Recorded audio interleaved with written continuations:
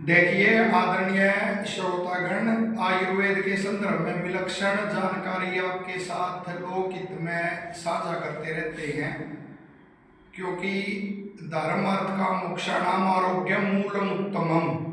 धर्म अर्थ काम और मोक्ष, इनकी सिद्धि करने का जो मूल है वो आरोग्य ही है।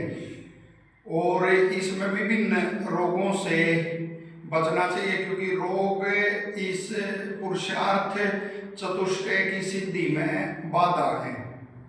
तो उसी कड़ी में जो मधुमेह है, शुगर रोग है, तो उसके निवारण का, उससे बचाव का कुछ उपाय बताएंगे आपको। अनेक तो मेरे को तो आश्चर्य होता है कि एक भाई ने बता, फला आयुर्वेद का जानकार है, वो ये कह रहा था मधुमेह कोई रोग ही नहीं है, शुगर रोग ही नहीं है। उस पर भी सुन लेते एक आध बार सोशल मीडिया पे। ऐसा नहीं कहना चाहिए। ऋषि 20 प्रकार के जो प्रमेय लिखते हैं, तो उसमें वातज जो अत्यंत कष्ट शब्द होते हैं वो 4 प्रमेय हैं, और उसमें सबसे पहला मधुमेह है। तो वो चर्चा लंबी हो जाएगी, और बड़ा ही धातुओं का क्षरण इसमें होता है, धातुओं का क्षय होता है, और अनेक रोगों का भंडार शरीर बन जाता है। तो इससे बचना चाहिए। रोग हो गया तो उसकी निवृत्ति का उपाय करना चाहिए। और उसमें जो आसन व्यायाम है, तो उसमें जैसे ये सर्वांग आसन आपने सुना होगा, सभी अंगों का आसन। और आयुर्वेद के बहुत ही बड़े महाविद्वान हुए डॉक्टर BD शास्त्री, मुख्य चिकित्सक विरय बाबा मस्तनाथ आयुर्वेदिक कॉलेज अस्तरबोर में, अस्तरबोर रोहतक में बहुत ही बड़े महाविद्वान थे। मैंने स्वयं उनके चरणों को जल से धोया है।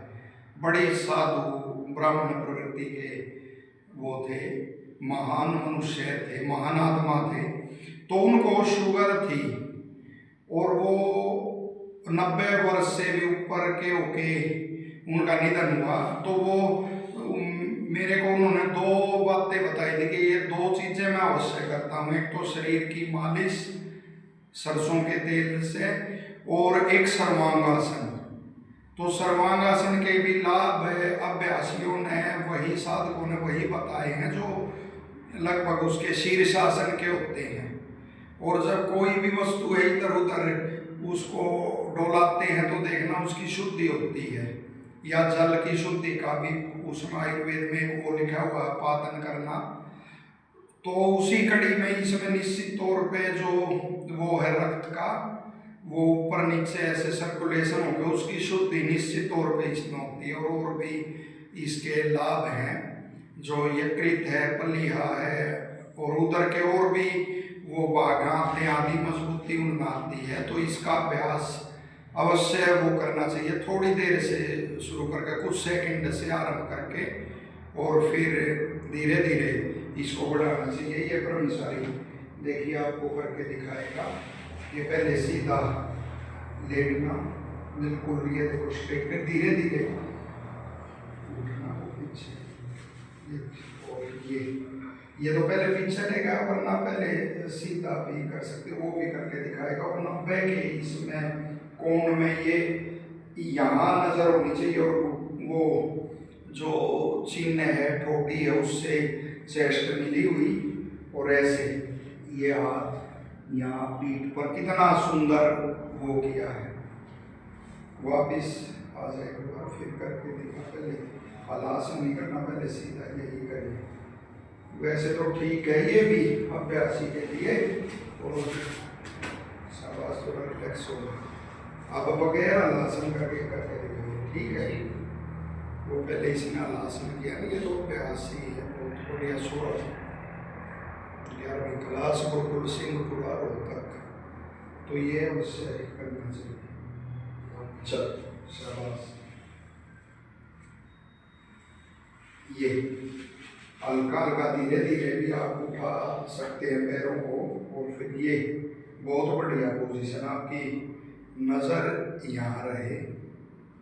शाबाश, इसका तो अभ्यास है ना, ये तो काफ़ी देर तक भी करेगा। आप आराम में कुछ सेकंड से करके आराम, और फिर इसको बढ़ा सकते हैं।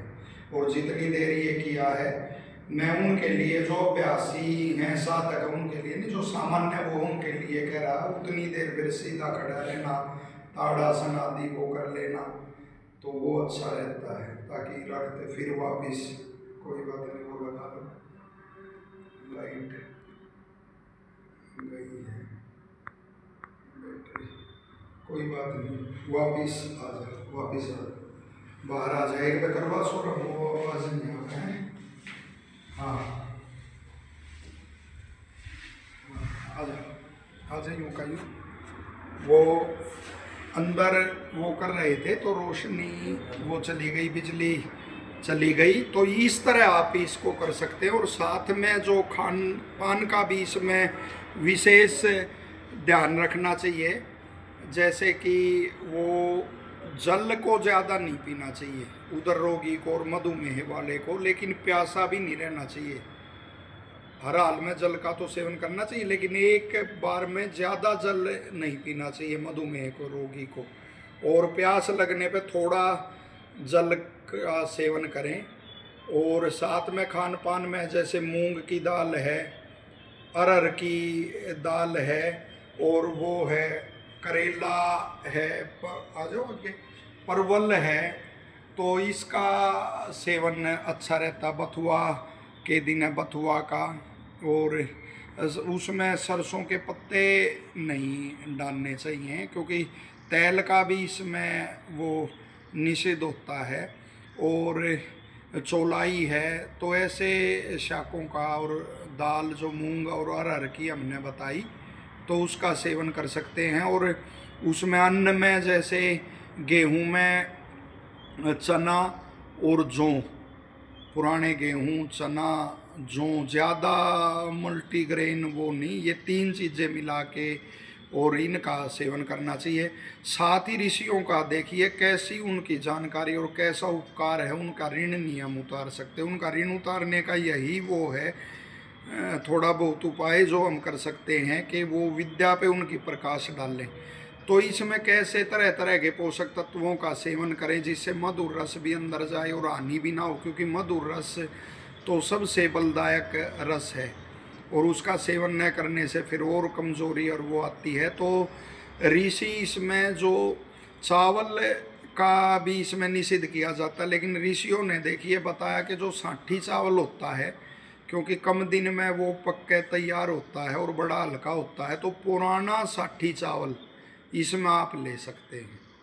तो उन्होंने इसका भी विधान इसमें किया। आशा यह जानकारी आपको उपयोगी लगेगी और लोक हित में इसे ज़्यादा से ज़्यादा शेयर करेंगे। आप सभी स्वस्थ रहें, सभी को शुभकामनाएं, धन्यवाद।